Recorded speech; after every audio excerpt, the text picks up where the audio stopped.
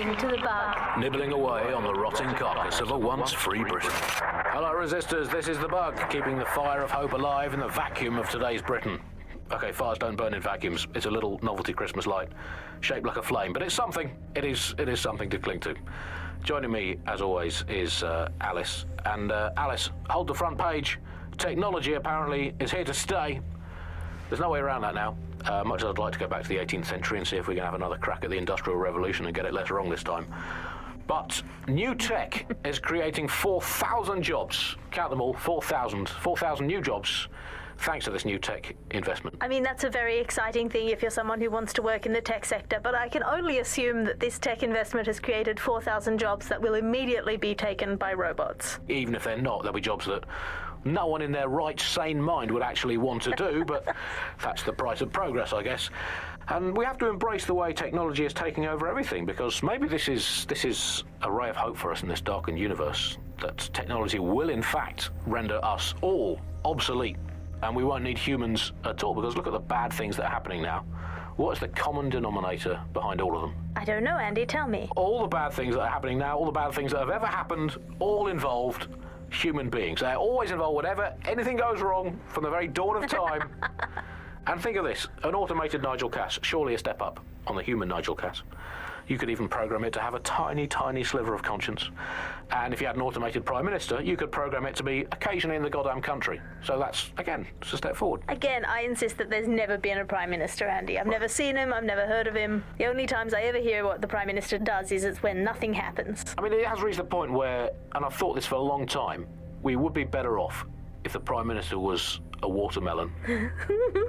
It would be, I think we'd all be happy with that. We'd all know where we stood. You hear him being praised for his diplomatic skills all the time, but the best mark of diplomacy is when nothing happens. So good diplomacy is indistinguishable from him doing absolutely nothing. You are listening to The Bug. 4,000 new dream jobs for everyone. All I can say, Alice, is that I'm very glad that my children studied drama at school, because that has set them up for life in modern Britain. That is the one core skill they need, the ability to pretend that they are living happy and fulfilled lives, that they have jobs that are worth doing, and that they're making the planet a better place, and that they control their own destinies, and that they have even a parody of a private life, and that they can smile without crying.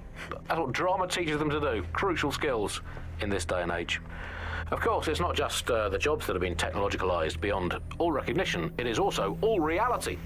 Thanks once again to Optic. According to Bloom, the Optic system is now the most secure it's ever been. And, well, of course, I mean, it's so convenient, Optic, isn't it? It saves us so much time and hassle trying to exist in a kind of realm of reality. We don't even need to bother with that. I mean, sure, the government has hacked into my soul and now basically monitors my every waking moment and thought.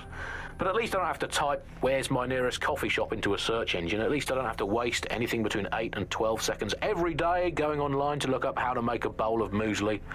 And at least I'm not frittering away my precious mental energies thinking, what do I actually think? Optic is so secure, Andy. It's more secure than a teenage girl reading a women's magazine. It's more secure than a comedian with a drinking problem. It's more secure than a young man who's just got his first motorcycle license. Finally, before we go today, bug off to the Prime Minister, who has once again FRO'd to who knows where this week. He sure as hell is not here in London. I remember back in the day, Alice, when our Prime Ministers were either incompetent or crooked, but not both at once.